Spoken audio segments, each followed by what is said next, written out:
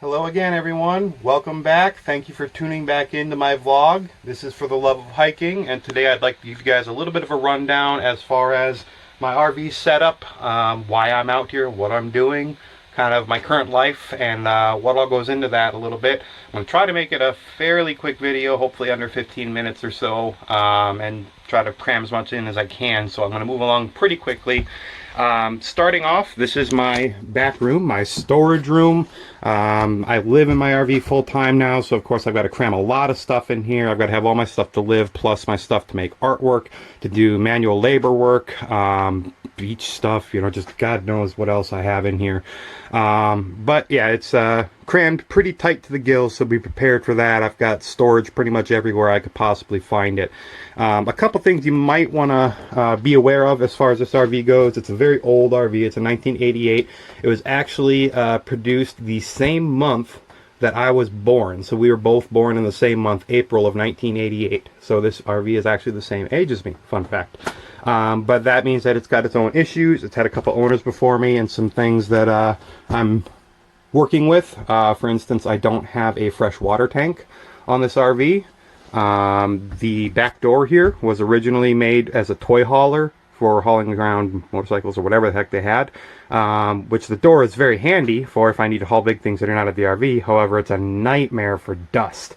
Anytime you drive down a gravel road, this thing was just bringing a layer of dust into this back room like nothing else.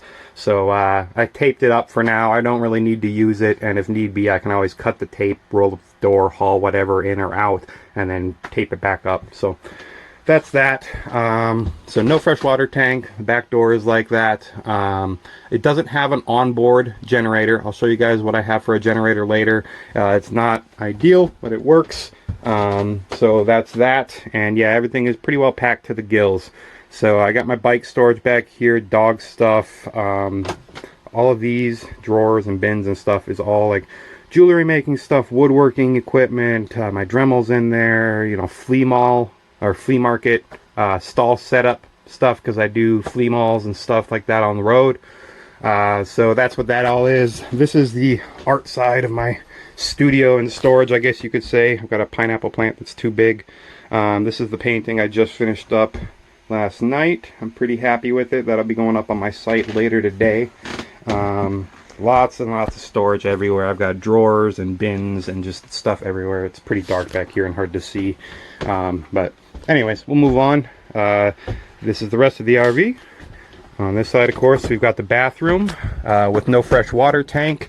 That means I need to store jugs of water or water source of some sort inside the bathroom so that I can flush my toilet and use my black tank and all that. All of that functions fine. Gray and black tanks both function fine. This door is already broken. The handle broke off, so for now I'm just opening it by pulling on that. But anyways, yeah, it's a quirky little RV. This is my shower area, which of course with no fresh water tank is unused, therefore used for storage. It has a little bit of everything in there.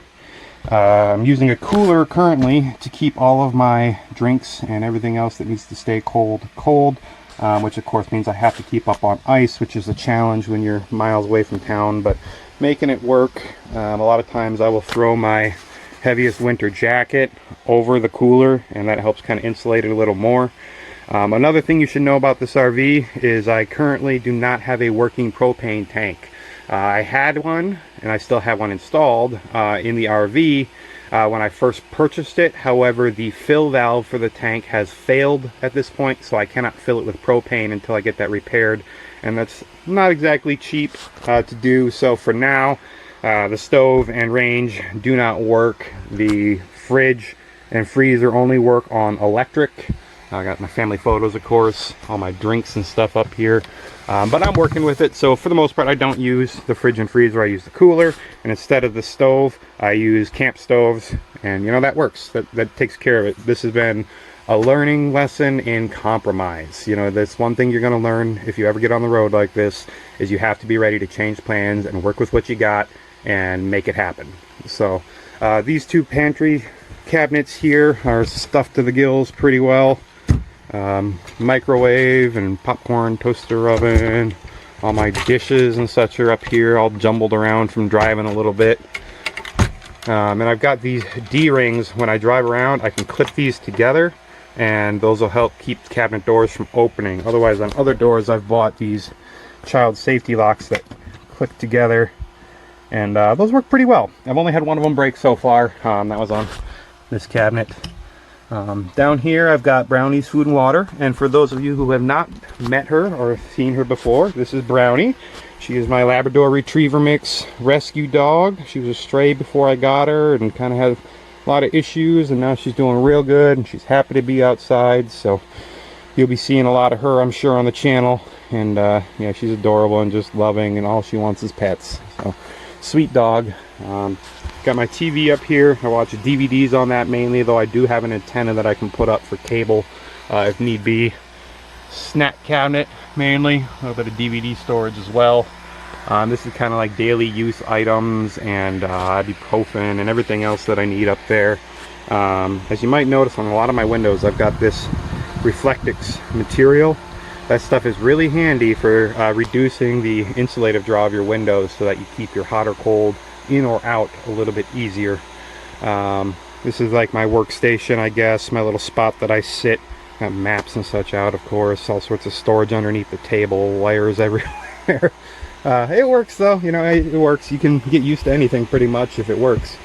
Bed area up top, currently being used for storage for my backpacking backpack and laptop and all that while I'm not sleeping up there.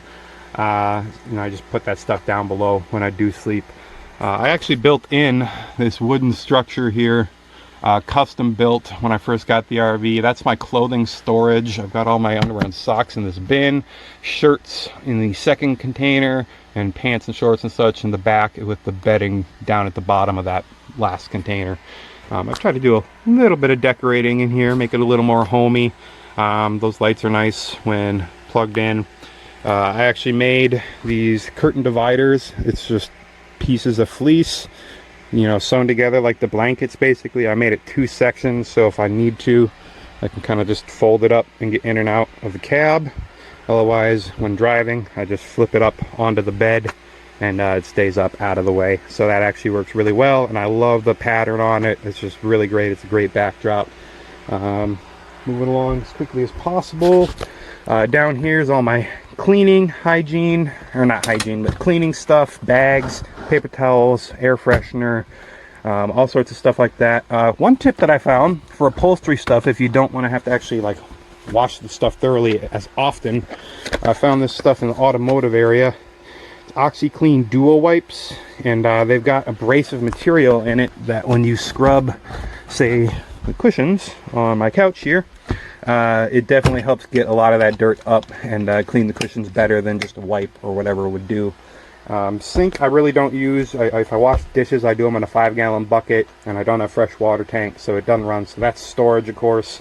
Anything that's not being used as storage. About the only exception is I don't have anything in the oven, and I don't have anything in the fridge and freezer. And that might change, you never know. So that's about it. I got a bin here that I use just for like throwing random stuff in as I'm using it. It's got a tarp in my backpack and all that. That's pretty much it for the indoors. So we'll go ahead and take a step outside, and you can take a look at the outside of the RV and kind of what I got going on here at camp. This is my campsite currently. I've improved it considerably since I got here. In fact, this firing when I first got here was nothing more than a pile of ash and a small scattering of stones around it. So I went up and down the road that I'm camped on and found a bunch of big stones and hauled back a bunch of loads of stone, and put it all together, and originally just the fire and the backdrop. Found some cinder blocks up the road that work as a backdrop kind of deal, and then of course the little side area here for cooking I added on at a later time. So it works really well though. It's really very much so been working as I want it to. So I got a little bit of extra firewood laying around, hammock hung up. So that's my current setup. This is the RV from the outside. Again, this is a 1988 Ford Gulfstream 26-foot RV. It's got the Ecoline 350 engine, the 460 engine. For those of you that are informed about Ford engines, you'll know what that is. It's been a long journey getting it prepared for the road. A lot of work. There's been over $2,000 in parts and repairs and fluids, and I did all the work myself for the most part. So it's been a long journey. She's running pretty well, close to how I want her to. She's still got her little hiccups and little things that I've got to work on, but she's getting down the road all right. So that's kind of where I'm at the moment. A lot of storage compartments on the outside, heater and fridge outlets, all that. Got my generator in the back over here. I've got it on a hitch shelf, which unfortunately here in the forest, while trying to back down the road that was too steep for my RV, I ended up backing into a tree a little bit and cranked the side of my hitch shelf here. You can tell it's got a pretty good bend in it now, and doesn't exactly sit flat on this side.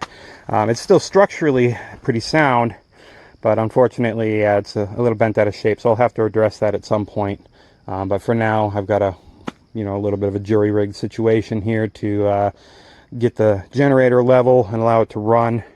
Now, as far as the generator goes, I would say if I had to do things again, I would get a different generator. This is a Predator generator, 3200 watt, 4000 max wattage generator, and it works for my purposes fairly well. It's definitely louder than I'd like. It makes me pretty self-conscious if I'm running it around other campers, and I only run it for certain hours and shorter durations if I'm around other people to try to reduce the aggravation. Of course, I'm not trying to interrupt anyone else's experience out here either. But the other thing is, even with the larger outlet that I've got it plugged into currently, it only runs off of one of the two 13 amp breakers, which is a pretty poor design in my opinion. Which means, for instance, if it's very hot and I'm trying to run my generator, it pulls too many amps and it'll trip that breaker. So it's been something that I've had to work with. And again, like I said, I'm making it work. I'm doing what I need to do to make it work. I've got a tarp over it currently. And just a heads up, if you're going to do anything like this, put any kind of a rain cover over anything like this, you need to make sure that there's enough clearance around your generator to allow for proper airflow. You do not want to overheat your generator by blocking off airflow. So yeah, that's generator, I guess, and hitch shelf and all that. We'll go ahead and head over here to camp, and I can give you guys a little bit of an idea of what I've been doing and what my plans are, and take it from there, I guess. Alright, so currently what I'm doing in my life is I'm traveling in my RV, making art as I go, trying to get sales and just get as much travel as I can in, trying to help the natural spaces that I'm in as I go, clean up garbage, and just eventually I'm going to be doing donation paintings for certain organizations and different things like that. So that's kind of my plan currently. Right now I'm in the Linville Gorge wilderness area, up on the, I believe it's the Old Kistler Memorial Highway, if I'm not mistaken. It's the west rim of the gorge, though. It's been absolutely beautiful out here. I've got really exceptional views. It's hard to see on camera, but there's mountains. Yeah, there you go. You can see a little bit. Little mountain ridges through the trees. And the weather has been exceptionally good. I've really lucked out on the weather. I haven't seen more than a couple minor rain showers in the last 2 weeks, basically. So that's been really great. Today I'm taking a 0 day as far as hiking and biking and all that. I've done about 48 or 49 miles in the last 7 days. I've hiked or biked every single day for 7 days, and I got to take a break. So today I'm going to work on my vlog and artwork and different things like that. So that's kind of my plan for today. I'm sure I'll probably eventually end up in that hammock. And yeah, that's what I'm doing for the moment. Future plans, I guess, include continuing to travel. Right now I'm looking at heading north from here when I leave here towards Blowing Rock and Boone, North Carolina, and then even further north into Virginia, possibly Grayson Highlands State Park, Jefferson and Washington National Forests, different areas like that until the fall color really comes in fully. And then I'm going to hopefully be traveling south, basically following the peak fall color. And I'm hoping to get, at least a month or two worth of really nice fall color as I head all the way south, back into North Carolina, and eventually down into Alabama, probably for around Christmas time. So that's the rough idea right now. I want to reiterate, though, that you have to work with things out here. Plans are going to change. You have to be willing to change your plans and rework your ideas and what you wanted to do, because you're always going to get curveballs thrown at you out here. So anything past really a few days or so is rough plans, is a basic idea. You have to make sure that you're not saying, okay, I'm gonna be here at this point, because it's very likely something could pop up and you could be there later, you could be there earlier, you could not be there at all. So that's that. You just want to make sure that you're ready for change and ready to roll with the punches, so to speak. That's another thing I guess I'd mention, and I guess I could call it my tip for this video. As far as RV life goes and owning an RV or even a tow-behind camper or anything along those lines, one thing you want to understand is basically always you're going to be fixing something. There's always going to be something on your list that needs to be fixed or repaired or altered or changed or whatever the case may be. And you really need to keep up with that stuff so that you don't have your home falling apart around you. For instance, I just did some work on the roof recently, doing some leak prevention and all that. I had to replace a fuse in a fan recently. There's just been, every day there's something new. So be prepared for that. Make sure you have tools on hand and different things, glues and tapes and whatever else.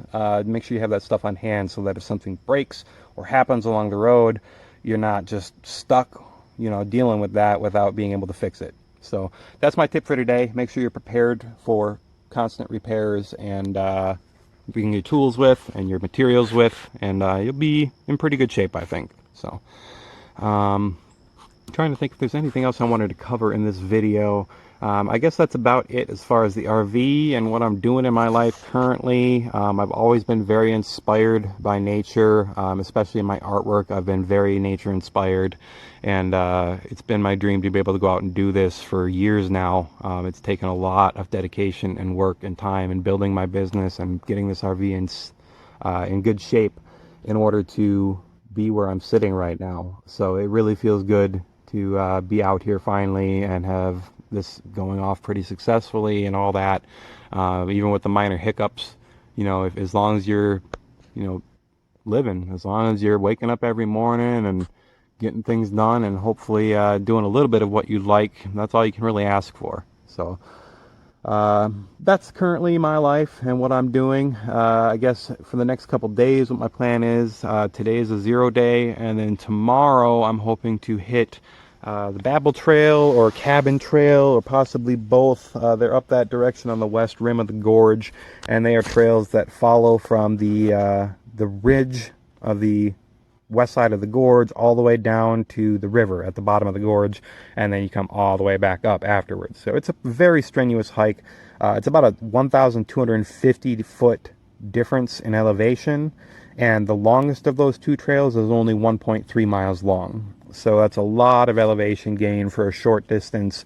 You're really dropping off the edge of the cliff, kind of, in a sense. So that'll be pretty challenging, but it's absolutely beautiful. There's a waterfall. I've done those hikes before, and there's a waterfall down at the bottom of the gorge, and a river down there you can filter water from, and it's just absolutely stunning. So I'm really looking forward to doing that. Of course, out here in Linville Gorge and most mountainous areas, we get where we have afternoon showers. Most afternoons, a lot of afternoons. But normally you get the whole morning for the most part to do what you'd like. Or at least that's been my luck recently. So I guess that's going to be about it for today. That'll be my vlog, and I hope you guys learned a few things. And if you guys have any questions, as always, feel free to comment below, and I will try to answer those to the best of my ability. I guess what I would say is just do what you love, you know, find a way to make it happen. It's gonna be hard work, it's gonna be dedication that you need to it, but if you're doing what you love and you're happy doing it, you can't ask for any more than that. That's a good life in my book. So I guess that'll be me signing off for the day, and I hope y'all have a wonderful day, and I will see y'all next time.